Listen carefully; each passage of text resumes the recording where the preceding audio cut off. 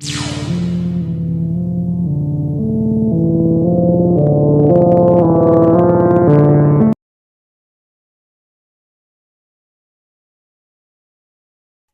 दोस्तों, कहानी crime channel पर आपका स्वागत है। दोस्तों, आज मैं आपको क्राइम की जिस कहानी को सुनाने जा रहा हूं, उसे आप कलयुगी प्रेम की शर्मनाक अंत की कहानी भी कह सकते हैं, जिसकी शुरुआत मुंबई से हुई थी और अंत हुआ देश की राजधानी दिल्ली में। तो चलिए दोस्तों, इस कहानी को हम लोग शुरू करते हैं। वो श्रद्धा जिसने प्यार की खातिर अपने माँ बाप को छोड़ा, वो माँ जिसकी साल 2020 में बेटी की याद में मौत हो गई। पिता 2016 से ही पत्नी और बच्चों से अलग रहने लगे थे। पिता से बेटी श्रद्धा की कम बात होती थी, क्योंकि बेटी ने साल 2019 में अपनी माँ बाप की परवरिश के सामने अपने प्यार को चुना था। दोनों पहले मुंबई में ही लिव इन में रहने लगे थे। माँ की मौत पर कुछ दिनों के लिए बेटी घर गई थी। वहाँ उसकी अपने पिता से बात हुई तो उसने अपने पिता को बताया था कि आफ्ताब उसके साथ मारपीट करता है और उसे परेशान करता है। उस समय पिता ने बेटी को उसे छोड़ने के लिए कहा, पर आफ्ताब ने उससे माफी मांग ली थी। उसके दिखावे वाले आंसू में श्रद्धा पिघल गई। फिर उसने माँ की मौत और पिता की लाख कोशिशों के बाद भी उस आफ्ताब का पक्ष लिया। उसके साथ फिर से रहने के लिए चली गई। फिर इसी साल यानी 2022 के मई महीने के पहले हफ्ते में ही आफ्ताब और श्रद्धा दोनों मुंबई से दूर दिल्ली में रहने आए। यहाँ कुछ दिनों तक दोनों किसी दोस्त के फ्लैट पर रहे। इसके बाद दिल्ली के छतरपुर में एक फ्लैट लिया। उस फ्लैट में दोनों लिव इन में रहने लगे थे। इसके बाद इस प्यार का ऐसा खौफनाक अंत हुआ कि जिसने भी इसके बारे में सुना वो हैरान रह गया। मुंबई में इलेक्ट्रॉनिक्स के कारोबारी विकास मदन वालकर ने दिल्ली के मेहरौली थाने में 8 नवंबर 2022 को एक शिकायत दी। शिकायत थी कि उनकी बेटी काफी समय से लापता है। उन्हें उसके लिव इन पार्टनर आफ्ताब अमीन पर अपहरण करने का शक है, क्योंकि बेटी से कई महीने से कोई संपर्क नहीं हो पाया है। वो सोशल मीडिया पर एक्टिव रहती थी, फेसबुक और व्हाट्सएप स्टेटस अपडेट करती थी, लेकिन कई महीने से कोई अपडेट नहीं है। दिल्ली पुलिस ने शिकायत ली, अपहरण की धाराओं में मुकदमा लिखा और जांच शुरू कर दी। उनकी बेटी की उम्र करीब 27 साल थी। वो पिछले 3 साल से ज्यादा समय से आफ्ताब के साथ लिव इन में रह रही थी। कुछ महीने पहले ही दिल्ली में रहने आई थी, लेकिन उसका अब कुछ पता नहीं चल रहा था। श्रद्धा के एक दोस्त ने उसके पिता को फोन कर बताया था कि पिछले 2 महीने से उसकी फोन पर बात नहीं हो पाई है। फिर घर के लोगों ने कई तरह से संपर्क किया उससे, लेकिन फिर भी कोई जानकारी नहीं मिली। पुलिस ने लड़की और आरोपी दोनों के मोबाइल फोन की लोकेशन की जांच की। दोनों की लोकेशन एक साथ कई दिनों तक दिल्ली के छतरपुर में मिली, लेकिन उसके बाद लड़की का फोन एक्टिव नहीं मिला। इसके बाद पुलिस ने छतरपुर में आफ्ताब के एड्रेस का पता लगाया। अब पुलिस जांच करते हुए उस पते पर पहुंची जहां आफ्ताब रहता था। वो पता था दिल्ली के छतरपुर में गली नंबर 1 का एक मकान। उसी मकान में मई से ही आफ्ताब रहता था, लेकिन उस मकान पर ताला लगा हुआ मिला। अब आफ्ताब फरार था, मकान पर ताला था। अब पुलिस ने पड़ताल शुरू की। तब सर्विलांस की मदद से शनिवार यानी 12 नवंबर को आफ्ताब को दिल्ली पुलिस ने गिरफ्तार कर लिया। उससे पूछताछ की गई, पर चेहरे पर कोई अफसोस नहीं। पुलिस ने सवाल पूछा कि श्रद्धा कहाँ है। आफ्ताब के चेहरे पर सिकन तक नहीं आई ये बताने में कि वो मर चुकी है। उसे मारने वाला मैं खुद हूँ।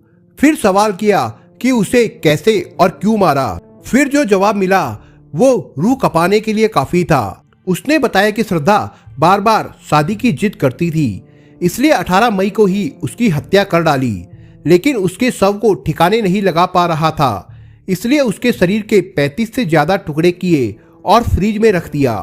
उसे एक एक कर पॉलीथीन में डालकर ठिकाने लगा रहा था वो। इस कहानी की शुरुआत होती है मुंबई के एक कॉल सेंटर से। साल 2018, उस समय श्रद्धा 25 साल की और आफ्ताब अमीन 27 साल का था। दोनों मुंबई के मालाड के ही एक कॉल सेंटर में नौकरी करते थे। दोनों की दोस्ती हुई, फिर प्यार करने लगे। श्रद्धा के माता पिता दोनों साल 2016 से ही अलग रह रहे थे। माँ के साथ श्रद्धा और उसका भाई रहता था। पिता अलग अपनी माँ के साथ रहते थे।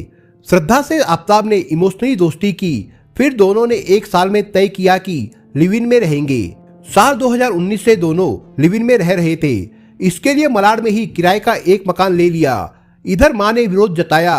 तब श्रद्धा ने कहा कि मैं 25 साल की हो गई हूँ और मुझे मेरे फैसले लेने का पूरा अधिकार है। मुझे आफताब अमीन पूनावाला के साथ लिव इन रिलेशनशिप में रहना है। मैं आज से आपकी बेटी नहीं, समझो। बात कहकर ही श्रद्धा अपने घर से सामान लेकर जाने लगी थी। माता पिता दोनों ने उसे काफी समझाया, लेकिन वो नहीं मानी। दोनों एक साथ लिव इन में रहने लगे। उसके माँ बाप परेशान हो गए थे। वो खुद की बेटी की खोज खबर उसके व्हाट्सएप स्टेटस, फेसबुक और इंस्टाग्राम से अपडेट से लेते थे। इस तरह 1 साल का वक्त निकला। श्रद्धा की मां सुमन परेशान रहने लगी और आखिरकार 23 जनवरी 2020 को सुमन की मौत हो गई। सुमन की मौत पर 4 साल पहले से अलग रहने वाले उनके पति और 1 साल से लिव इन में रहने वाली बेटी श्रद्धा भी आखिरी बार वहां पहुंचे थे। पुलिस की पूछताछ में पता चला कि 8 मई 2022 को मुंबई से दोनों दिल्ली आए थे। पहली बार दोनों पहाड़गंज के होटल में रुके थे। इसके बाद सैजुद्दौला जाब के हॉस्टल में रुके थे। फिर कुछ दिनों तक दोस्त के साथ रहे थे। इसके बाद गूगल से लोकेशन तलाशते हुए छतरपुर में किराए का फ्लैट लिया था। यहाँ आने के 10 दिनों बाद ही आफताब ने श्रद्धा की गला घोटकर हत्या कर दी। इसके बाद शव को कमरे में ही 24 घंटे तक रखा। अब वो शव को ठिकाने लगाना चाहता था, लेकिन शव को कैसे बाहर ले जाता। दिल्ली में आफताब के पास कार भी नहीं थी। अकेले शव को ठिकाने लगाना मुश्किल काम था। इसलिए उसने सोचा कि अब उसे कई टुकड़ों में काटकर ठिकाने लगाया जाए। अब ऐसा करने के लिए उसने अपने पुराने फूड ब्लॉगर वाला तरीका चुना। मार्केट में जाकर पहले आरी खरीदी, फिर 300 लीटर वाला एक फ्रिज ले आया, साथ में कई रूम फ्रेशनर भी ले आया। ये सब कुछ लाकर उसने कमरे में बाथरूम में शव को रखकर आरी से उसके कई टुकड़े किए। हाथ और पैर को दर्जनों टुकड़ों में काटा, फिर उसे प्लास्टिक में पैक करके फ्रिज में रखा। रूम फ्रेशनर को बार बार कमरे में डालता था ताकि कमरे से बदबू ना आए। इस तरह उसने 18 दिनों तक यानी 5 जून तक श्रद्धा के शव के 35 टुकड़ों को ठिकाने लगाता रहा। घर से वो बैग में शव के टुकड़ों को डालकर रोजाना रात में मेहरौली के जंगल में लेकर अलग अलग इलाके में फेंकता रहा। जब तक उसने फ्रिज में शव रखा रहा, उस दौरान तक ये जोमेटो से ऑनलाइन खाना मंगाकर उसी फ्रिज में रखता था। उसी में से निकालकर खाना भी खाता था और श्रद्धा के शव के टुकड़े भी रखता था।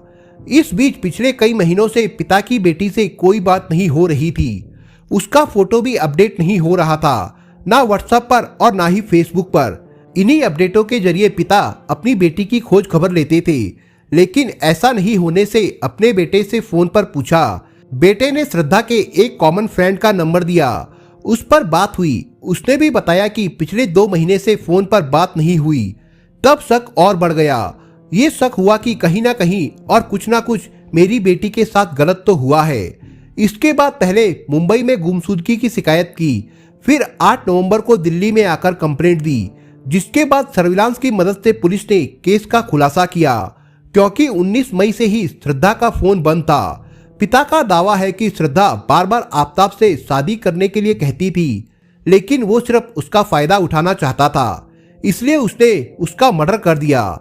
इसके बाद उसी कमरे में रहा, कॉल सेंटर में नौकरी भी करने लगा था और दूसरी लड़की से भी प्यार करने लगा था। उसे कमरे पर भी पिछले कुछ महीनों से वो ला रहा था, लेकिन कभी भी किसी को शक नहीं हुआ। आफताब अमीन पूनावाला मुंबई का रहने वाला है। वो बढ़िया सैफ है। इसने मुंबई के एक नामी कॉलेज LS रहेजा से बैचलर इन मैनेजमेंट स्टडीज किया है। इसे फूड ब्लॉगिंग का भी शौक है। इसने खुद का फूड ब्लॉगर वेबसाइट बनाया है, जिसका नाम है हंगरी छोकरो। इसके सोशल मीडिया प्रोफाइल देखने से भी कई चौंकाने वाली बातें सामने आई। आफताब के सोशल मीडिया प्रोफाइल से पता चलता है कि आफताब ने LGBTQ community, acid victim, women rights का सोशल मीडिया पर समर्थन करता था। दीपावली पर पटाखों की जगह अपने अंदर के अहंकार को जलाने की बात करता था। आफताब ने 28 जनवरी 2015 को अपनी फेसबुक की DP में LGBTQ कम्युनिटी को सपोर्ट करने वाला फोटो लगा रखा था। वहीं 29 अक्टूबर 2015 को दीपावली पर पटाखों की जगह अपने अंदर के अहंकार को जलाने की बात करने वाली पोस्ट को शेयर किया था। श्रद्धा की सनसनीखेज हत्या में केस में आरोपी आफताब अमीन मामले में दावा किया जा रहा है कि कहीं उसने हॉलीवुड की वेब सीरीज डेक्स्टर देखकर तो आइडिया नहीं लिया। इस एंगल से भी इस केस की जांच हो रही है। हालांकि कुछ मीडिया रिपोर्ट में दावा है कि डेक्स्टर क्राइम वेब सीरीज देखकर उसे आइडिया मिला था, जिसके बाद उसने श्रद्धा की हत्या कर उसके 35 टुकड़े किए। सबसे बदबू ना आए इसलिए वो अगरबत्ती और रूम फ्रेशनर का इस्तेमाल करता था। हालांकि पुलिस अभी इस केस की जांच कर रही है और वक्त के साथ साथ इस केस में और भी कई परतें खुलती जाएंगी। दोस्तों, इस कहानी के बारे में आपके विचार क्या है, हमें कमेंट बॉक्स में जरूर बताएं। और दोस्तों, अगर आपको हमारा काम पसंद आया हो तो वीडियो को लाइक शेयर जरूर करिए। और अगर आपने अभी तक चैनल को सब्सक्राइब नहीं किया हो तो जाने से पहले चैनल को सब्सक्राइब जरूर करिए दोस्तों। धन्यवाद।